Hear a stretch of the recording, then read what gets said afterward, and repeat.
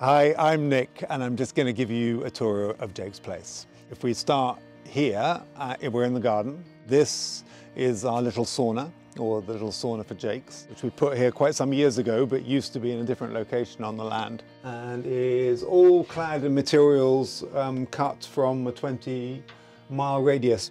This is all Douglas fir, cut by a mill around the corner, finished wood burner. And the hot tub, also Scandinavian. And this is the spot to sit.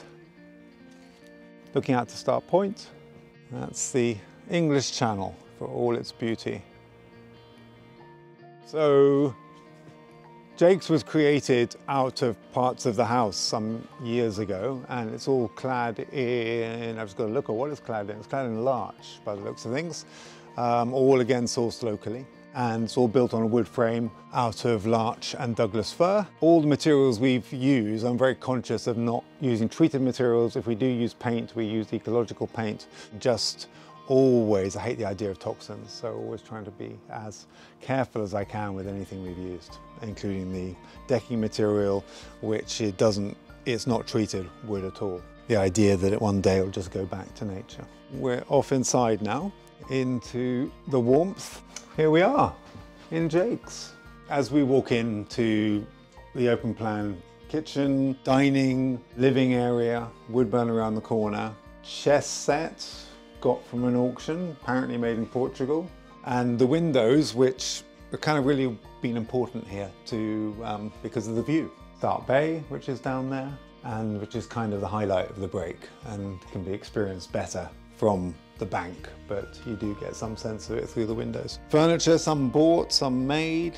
The kitchen, Dolly and Mel with broken tiles and various other bits and scavenged and created here. And the wood burner and the sofa for lovely evenings. The cob wall that again Dolly and Mel did, I don't know, 10, 12 years ago with clay dug from the garden on willow grown in the garden. I will have done sketches, which I do endlessly and maniacally, about how will this work, how will that work. There had been a door there before, and then that would seem to be a good place to put the wood burner, and the door seemed to be good to put out there into the garden, away from our house, into the garden, towards what's now the hot tub and the sauna and the deck. So yes, I did plan, but then texturally, everything else evolved. So this is going into another era of a part of the house that's older. This is the bunk bed